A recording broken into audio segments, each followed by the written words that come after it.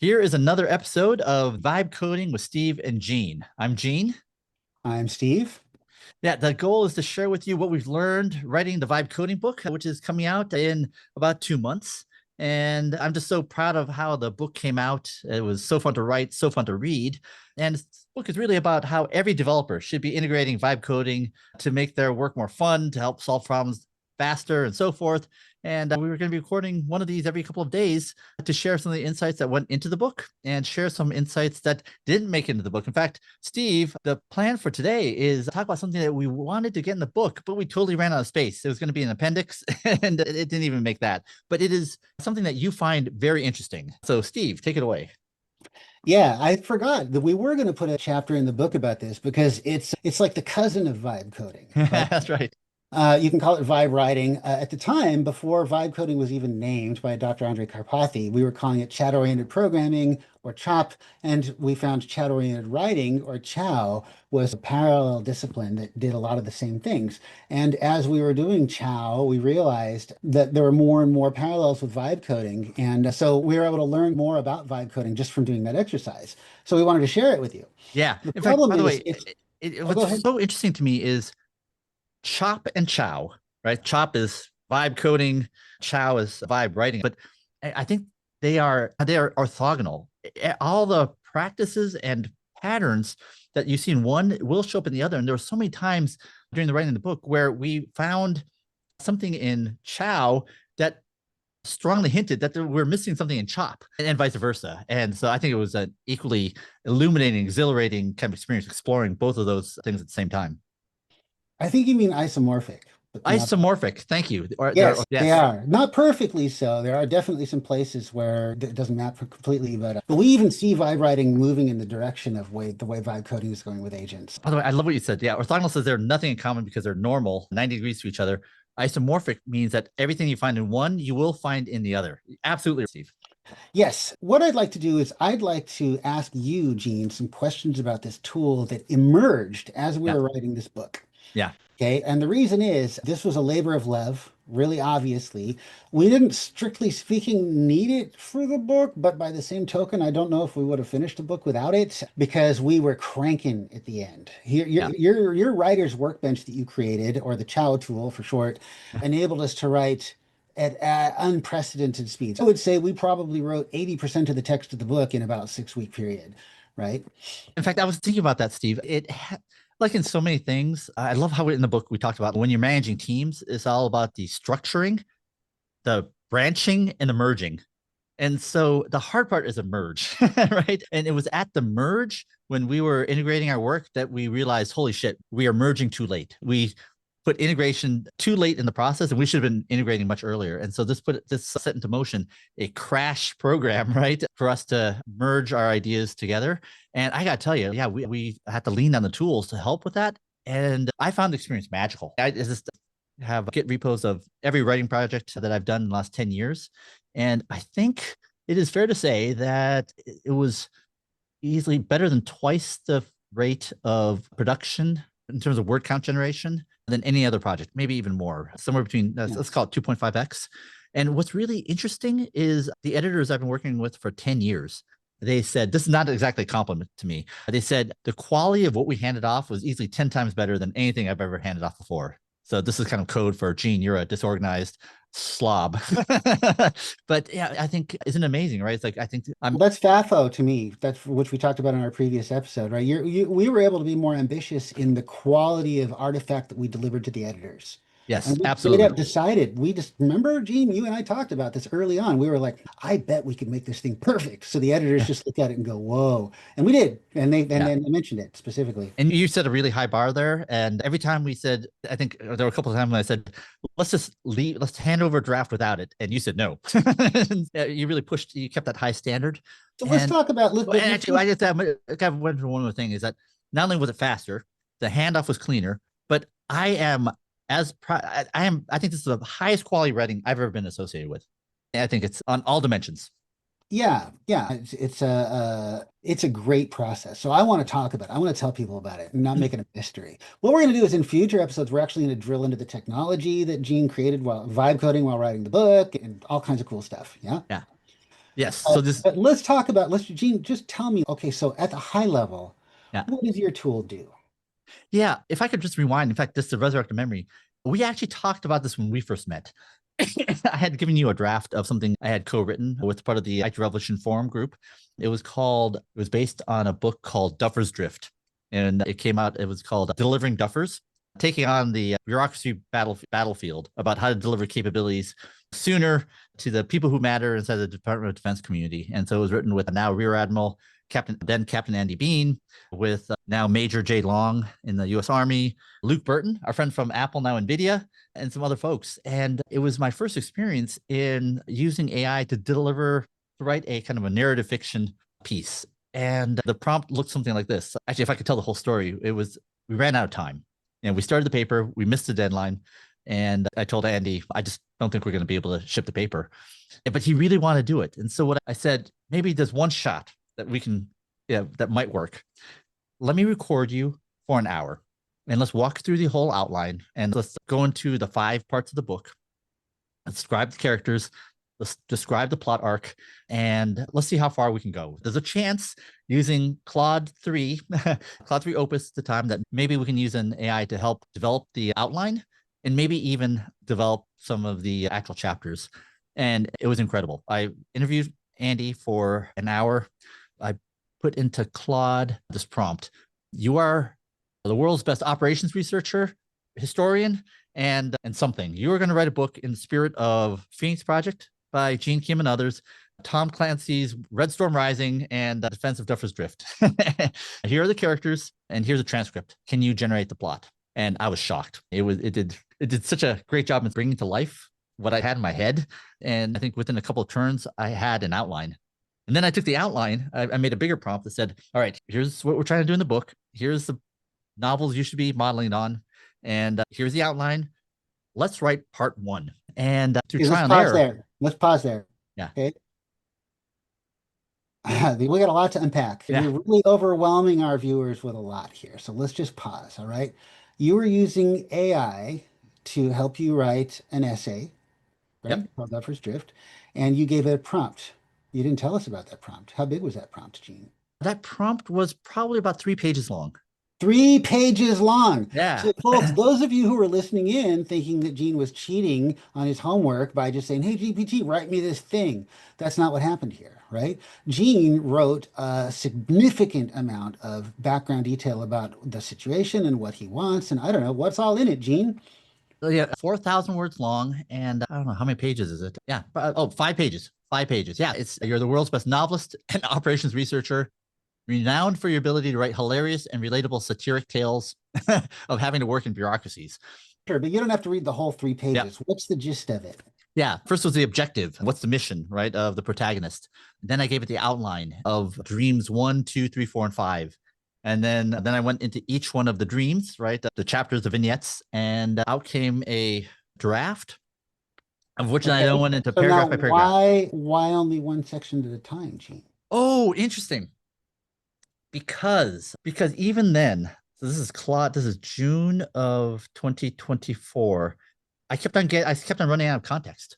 Basically, if you don't trim it down, I would actually pass it the whole draft in, right? The sort of the rationale was to give it as much context as possible, right? So for continuity.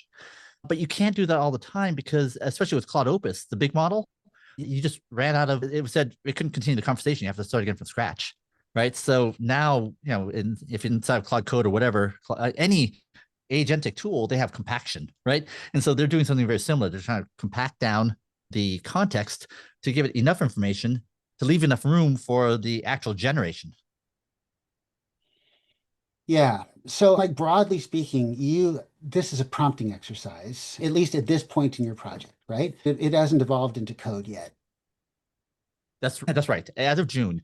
But what gave me confidence that when it came time for us to start thinking about, can this be useful? That the Duffers short story was also one of the best things I've ever written. Delivering Duffers I looked at it and I would say it was probably better than the writing I did for the Phoenix Project and the Unicorn Project. Did a better job in showing, not telling. It was just so good. And parts of it were so funny. It's just, When I compare it to my previous work, there was a part of me in June, July of 2024. I was like, gosh, what I would have given to have this technology back in 2019 or 2013 when I did the Phoenix project. There's no doubt in my mind I could have written a better book. And Steve, between you and me, one of the things I'm so proud of in this book is that the testimonials we got from it. The former Secretary of the U.S. Navy said, congratulations on writing something that could be inaccessible and unreadable, but instead this is engaging and illuminating, and it has a greater virtue in it being right. And there are so many testimonials that said, this is the battle I face all the time when working on government DoD programs. And so for me, it just proved to me that these techniques using AI make you a better writer. I didn't become a writer because I love typing. I love being a writer because it helps me distill complex ideas into something that's simpler, that can be explained, that motivates readers.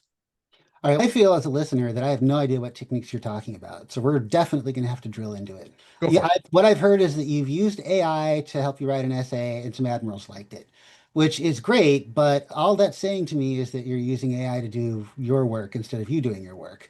And there's got to be something deeper and more profound going on here. We wouldn't be talking about it. Yeah. Yeah. Oh, for sure. I'll go into one aspect of it. And part of it we talked in a previous episode is the mind meld, the drift. That is, think about what happened between this conversation between me and now Rear Admiral Andy Biehn. I think we all had a joint idea of what delivering DUFFER is going to be about, but it was mostly in Andy's head, right? And so by interviewing him for an hour and recording it, I was able to fill in the pieces to get a high fidelity representation of what was in his head. He is the subject matter expert. That's the missing piece. Yeah. Okay. It's the interview. And that's a key part of our process that's baked into his tool, Yeah. the writer's workbench that we're going to be telling you about. Yeah. Yeah. So that to me that's the key difference between a college student being tasked with doing something and what you did is you went to an expert and you basically did a podcast with them, an interview, a mind meld, as you Yeah. say, like the drift. And at the end of it, you had a bunch of expert material that you could then work with the AI to produce an artifact in your voice Yeah. of all of this expertise, domain expertise that you had gotten from this other person. Yeah, absolutely. Great point. And once we have the kind of the outline, then it became my job to put on a plot that was funny, that puts the protagonist in a predicament, that exposes his naivete, and create the sort of scene of villains around him, the well-meaning bureaucrats, right, who are impeding him from achieving his goal, and refining that plot in each one of the chapters, and then leaning on the AI for that, just to dramatically oversimplify, make it funnier. Give me ideas like what that scene looks like when he has to confront the Pentagon bureaucrat, right? And in a way, like I remember one scene was like, how do we express how disappointed the protagonist is? And the line that Andy gave me was, it's unlikely that his counterpart in the Pentagon is actually working for the adversary. How do you have the protagonist express his frustration? And he ends up punching a hole in the wall and then getting chased off by security. That was like an hour, that was like a half hour to an hour riffing with the LMs. Make it funnier. Give me 5 other ideas, right? And finally picking and choosing. And one of my favorite quotes is from Jerry Seinfeld. He said, comedy is a game of tonnage, right? For every joke that makes it on the stage, he spent so much time at his desk coming up with jokes, the 100 jokes that didn't make it on stage. And so I think that's part of the writing process that was true in delivering Duffers, as well as in the book that we wrote together. Just holding a high standard and just trying to come up with ideas that really fulfill the vision of what we're trying to achieve. It sounds like optionality to me. Yeah, no, that's right. In fact, I had discussions with ChatGPT voice mode about that formula, NK divided by T in sigma. So we didn't explain it in a previous podcast, but what that formula represents is N is a number of modules, K is a number of parallel experiments you can do in a given module, T is how long does it take to perform the experiment, and then sigma is the shape of the risk reward and uncertainty curve. And so what you learned at Amazon is that when all of Amazon N is 1 is a big monolith, life is really hard because you can't do a lot of parallel experiments. Everything takes forever. There's huge coordination costs. K is 1 or 0. T, how long it takes to perform an experiment? It's like a year, 6 months to a year. And so in that famous memo, when N went to 1 to 3 to 10 to 100 to 1,000, like that massively increases the option value. It increased the number of experiments you could do in a given module. And the time to perform the experiments went from a year down to a month, a week, a day. And like Dr. Daniel Rock, we did a sort of back of the napkin calculation. We think there's probably a 2,500x increase in option value, which is incredible. AWS is like one of those outcomes that came out of that was spun out of spun out. It came out of the experimentation and platforms of Amazon e-commerce. To your point, by coming up with more drafts and candidates, we increase K. When we can decrease the time it requires to go through all those candidates, we're shrinking T. All of it increases option value of finding that jackpot. Sorry, Steve, I'm something. This is very exciting. Yeah, in a nutshell, that's a formula that sort of helps characterize how modularity allows experimentation to proceed faster. And it applies to vibe coding both at the individual level and at the team level, which we talk about in the book. Yeah. And it also applies to vibe writing, we've discovered, which is that if you generate a whole bunch of options and treat each of them as an experiment in the sense of how's this going to make me feel relative to whatever I wrote or would have written, then you can evaluate those experiments really quickly. If the faster you can read, and so Gene and I often found that we were bottlenecked sometimes in this process on how fast we could just read the output of a bunch of LLMs. Yeah. We were reading 50 to 70 pages of candidate drafts. We would highlight, yeah, we'd I go mean, through like it per section. So this was like we yeah, read through 70 per pages and page. then we choose the part that we needed. And we ultimately rewrote it all anyway. But what would happen was like by doing the Jerry Seinfeld thing and just spraying out a bunch of possibilities. So we'd have DeepSeek and Grok and all these different, because our process was the same as the one he described for this Duffer's Drift. Fundamentally for the book, Yeah, our process is we would interview each other, okay, yeah. on whatever the topic was. And almost like this, like doing a podcast. And then we would explore the space and then we would go to the LLM and say, okay, can you help us like make, you know what I mean? Make a narrative out of this. What's the best way to present these ideas? What's the most impactful? And then we wouldn't Mhm. like it. So then we started asking a bunch of LLMs. And this is Yeah. where Gene's tool started to evolve from just like doing it once to scaling it out so that we could do this in parallel with a bunch of LLMs.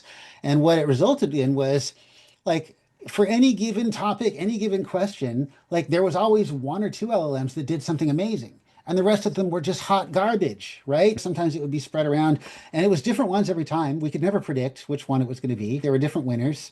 Yeah, although it was, yeah, so we started off with one model and then I changed the Chow tool so that used, and we were using Simon Willison's LLM utility. It was just so easy to fan out to more models. At peak, we were sending them to a ridiculous number of models, Yeah, I like think it was 45 models. we couldn't read it all. It was just too much. And so I was actually consulting ChatGPT, right, as a product manager, right, is help me understand what would best advance the goal of achieving our goals, right? And I was like, do I increase the number of models or do I improve the ranking function or create a ranking function? And it said, yeah, you have plenty of K, the number of experiments. Your job now is to shrink T, make it so that you and I can find the pots of gold faster. I thought that was such a killer insight, right? And so that's when I implemented, I thought I was going to do like tournament style ranking, where it's like we pit them against each other and then you kind of ladder up. But ChatGPT said, no, that just increases T, right? What you want to do is find the best ones in one pass. I was like, oh, that's great. And we never got to the point where we actually had a quality signal in it because every time we found something we loved, we would highlight it in Google Docs in bold. And every time we find something we hated, we did the strike through. And I was working on a way to use that as a quality signal to help with the ranking process, but I never got far enough on that. Yeah. Look, one thing we learned is that LLMs today are really bad writers. Okay. And when they're bad writers, they're bad writers in a very predictable, very templated way. Like they have a tell. Yeah. And we had to, but the thing is, they're very good thinkers, Yeah. right? They're very good at taking 35 minutes of us just discussing stuff with each other, not knowing what we're talking about, and saying, okay, here's a nice bow to put around this thing that you can hand it to people. It's really Yeah. good at that.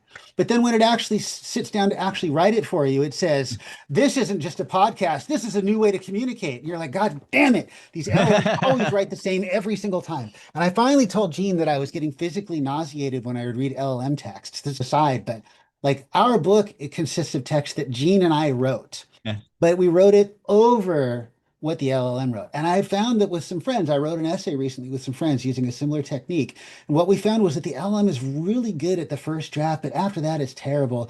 And you know what? I think it's really important. A really important takeaway is that human plus AI has consistently given us the best results with writing and with coding. Okay. Yeah. AI itself will never do a good enough job, and you can't do it fast enough. And so you need the combination of the two. It's fast and you're good, and the two of those together produce, right, what you want. It's quite a journey. And we'll be talking a lot about it. Yeah. And by the way, I want to put some scale to this.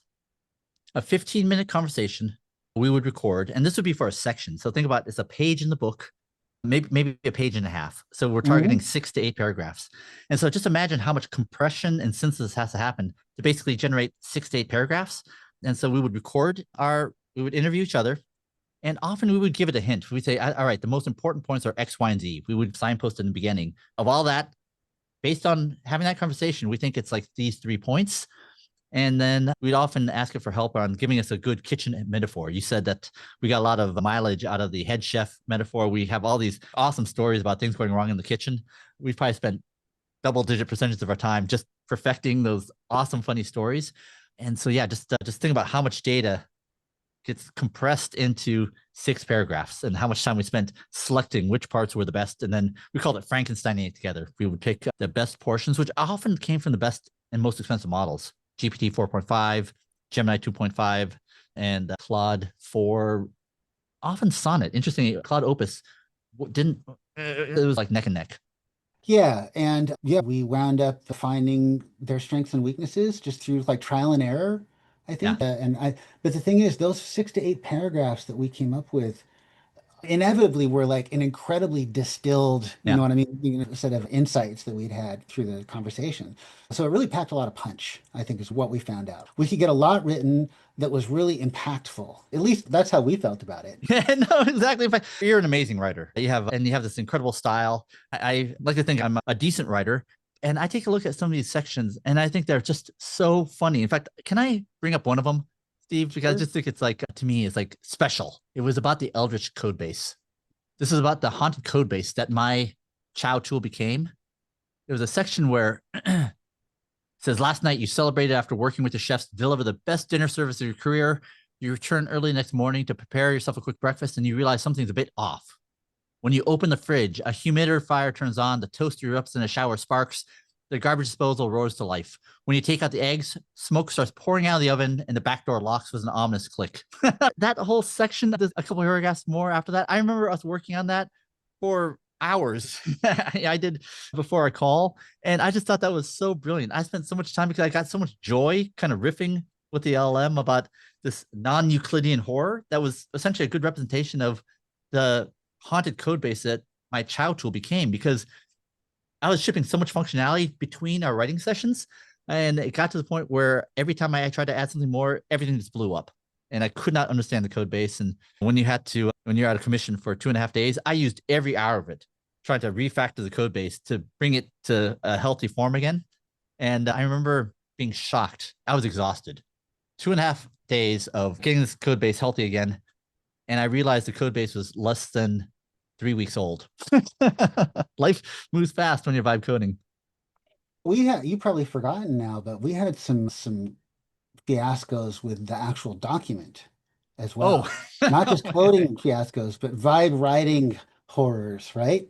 yeah, Where we had it's a merge problem. Once we actually got our workflow down to where it was an actual workflow that we followed a process towards the end, then we yeah. were able to crank stuff out. But while Gene and I were still trying to find our feet, we would like make massive edits and then there would be no way to merge them, or we would just suddenly lose like huge chunks of stuff and not know where it went. Yeah. Or there were just like all Yeah. kinds Google of Docs was routinely losing 20,000 words. And Google Docs would get corrupted and do really strange things with comments, especially comments and footnotes. yeah. It was quite the adventure just to get that document. Gosh, I feel like somebody could make a lot of money making a replacement for Google Docs because gave up on it like immediately after they acquired it 20 years ago. Anyway, Steve, can I mention one more thing just as a kind of umbrella story?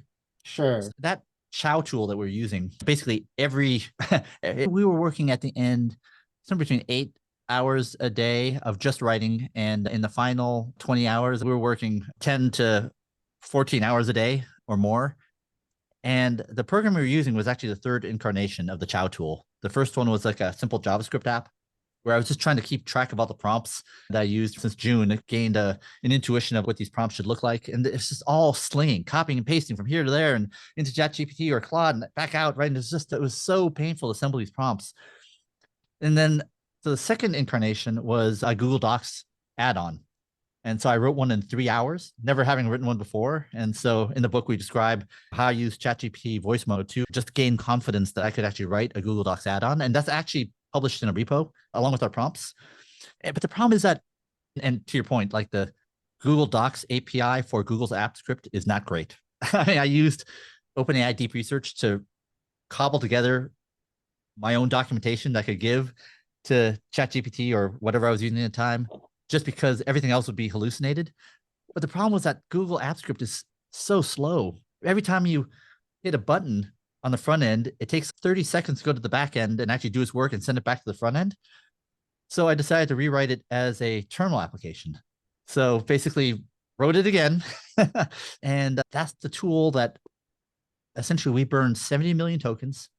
It's 3,000 LLM hours that we burned during that period to take that manuscript to the first draft that we gave to the ultimately to come up with text that we thought was perfect, like that we were proud of, that yeah. we felt like we had written it, right? Yep. And ultimately that meant changing a lot of stuff, but starting from a really good foundation because the tool gave us just such a strong start Yeah. we got to choose the cream of the crop from these models and then work from there. So it's a lot like vibe coding, right? That it will generate good code as a general rule. It won't necessarily solve your problem or be correct, or it could potentially be better code. Those are the things that you're responsible for as the engineer who's doing this. Yeah. And yeah, I think we're going to be talking a lot more about this process and the tool in upcoming episodes. In fact, I think we're even going to do a secret section of the book that has never been published before. We haven't even written it yet. We'll do it live on this podcast so that you can see our vibe writing process in action. And I think you're going to be pretty amazed. No, absolutely. And I think it will show, it will show not only the theory, but the practice. And we'll be able to see output that I think, given more time and space, we would have put in the book. Yeah, exactly. That's going to be fun. Looking forward to it. Fantastic. All right. In the book, we talk about part 1, why vibe coding. Part 2 is theory and first steps. Part 3 is the tools and practices to modify your inner, middle, and outer development loops, of which the same practices use in Chow in the vibe writing process. And then part 4 is scaling up. So, Steve, let's wrap up this episode and we'll continue the discussion in the next episode. Sounds great. Looking forward to seeing everyone in the next one. Awesome. Thanks, Steve. See you, Gene.